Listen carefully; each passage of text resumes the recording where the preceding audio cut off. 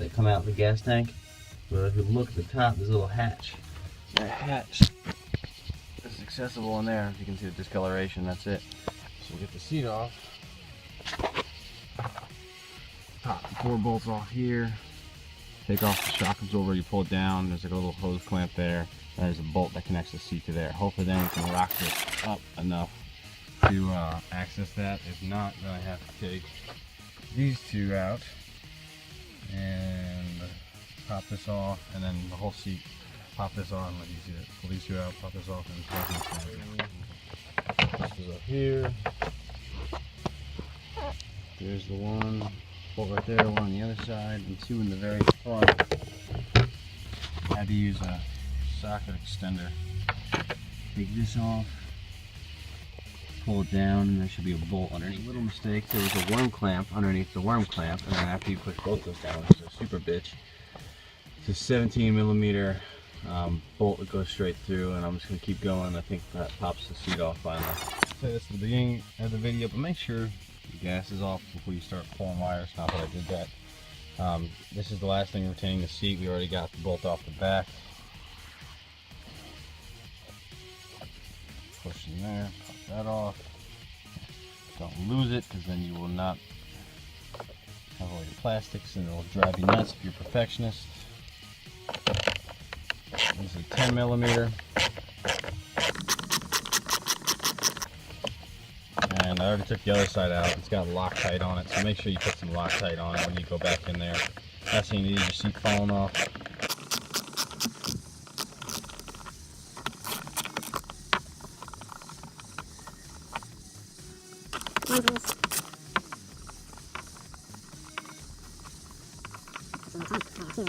The whole thing pops off together. There's washers. You can fold it together. Putting it down. Put your little rubber pieces inside of it. And you got one more bolt in there at the top. 10 millimeters.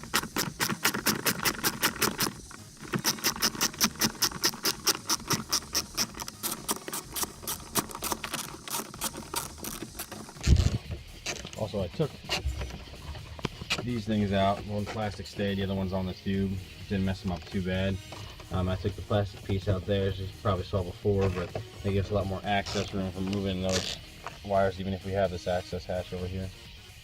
So that nut is in there, so that was that. Pull this off this side.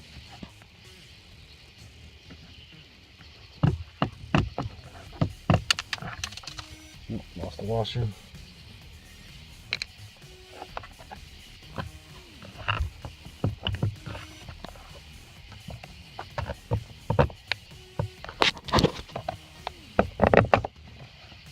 Plastics off.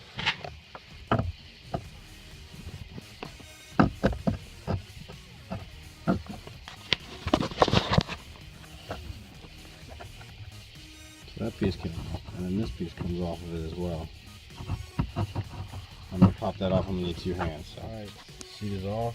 Basically just pull it off one side and off the other. Try to make sure I didn't scratch. Cleaned up some of the dirt around here. It's going to drive me nuts.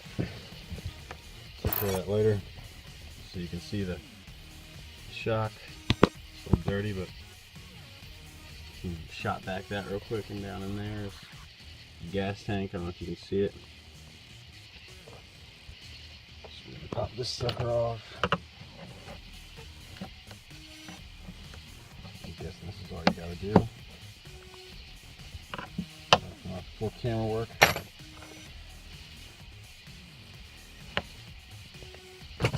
There we go. And now we have an access point to the fuel baffle. Wah, wah, wah. You know what? You earned yourself another beer. Okay, so I replaced one of the fuel lines. It's this clear one right here. That clear line right there is now replaced, which is nice because I can obviously see into it. That's one of the lines going from the fuel filter, which you unscrew and then you just pull the centerpiece down. I'll show you the centerpiece here. I don't know if you can see it. It is freaking dirty. Just a little reusable filter to spray it out, clean it out. I'll be replacing the other ones. Also, that line goes from the filter over there to the fuel selection valve, which is your reserve, off, on, the thing that we changed. Keep it from bleeding too much, or you're gonna get some fuel in the engine. It's just gonna happen. I'll show you what the old fuel lines look like. I don't know if you can really see in there. There you go. This little inner layer there is what degrades and just gunks up the engine with this shit. And that's going into your carburetor eventually. Your carburetor gets it, carburetor clogs, and then you got real issues. Okay, so to get to the fuel selector valve right here, all you do, of course we had it set to off, a little rubber cover that goes on top of this screw. Right here is the rubber cover, so you just pry that in with a screwdriver and pop that out. Then you got this screw in there, turn that out, that actually disconnects the knob itself. You might have to do some pulling, it was kind of stuck in there. And then this is the actual other side, the fuel selector valve. So you got one going to the clear one's going to the fuel filter that's built in, and then you got your reserve and your on. I'm not sure which is which.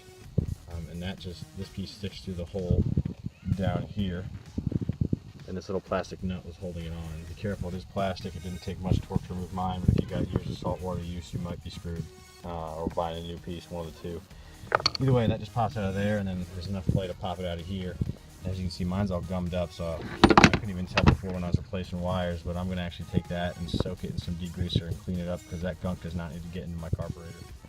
Just pulled this thing off, and it's a good thing I did too, because first of all, I couldn't access this bottom one. This is how it sits in the ski, and the fuel tank is right here, almost blocking the strap from coming off. But if you look way inside there, I mean, that is disgusting. That is what's going to get sucked to your fuel tank. So this is your on. I'm guessing that's my reserve. Thank God I never used it. And that was what was going out to my ski. This is all before it hits the filter, but that filter is not that great, which is why I recommend adding an inline filter. This is the built-in one. There's a line that comes out the left side here. It goes around the bottom here. It's one of these black cables I've already replaced. I recommend putting an inline filter in there. I'm going to. I just bought the wrong size. I'll show you that later. Well, another moment of hindsight is 2020. Found out there are both 6mm and 8mm fuel lines. There's an 8 right there. You can read that. There we go. And a 6 up there as well. Okay. Seems like 6 is primarily used for venting, and 8 is primarily used for fuel flow. So I'm going to have to replace this one clear one I had that somehow fit nicely. Of course, the American conversions on there are going to be roughly 1/4 inch and 5/16. So I got my black fuel line 5/16. I wish it was clear, but I couldn't find it anywhere. And then I got my 1/4 inch fuel line right here in clear, and I also have some blue. So when you look in there and you see that, I got something a little interesting here. This is like your common connector piece for like the fuel valve and the fuel pump. I'll show you in a second. And that's basically connected to itself. I have no idea why someone would do that. This is your fuel pump with your on, reserve. That should be your whatever comes back from the engine, and that should be your vent top. If you look in here, you can see the one I disconnected right here, and you can see this green one in the back not connected. They fit together perfectly, and that makes me wonder, because my gas gauge always says full, which is the reason I went in there. There's usually a little magnet that sits in this long slender piece, and however high the magnet is how it tells where your gas gauge is. So I figured that magnet got stuck, which it commonly does. I'm still going to double check, but I have no idea why someone would connect these together. But in case you guys have the same problem, there you go. Okay, so I finally got the fuel baffle thing out, fuel pump all in one. This is it. Pretty simple. All it is, it has this little piece right here. As you can see, these two, damn thing to focus, two little hooks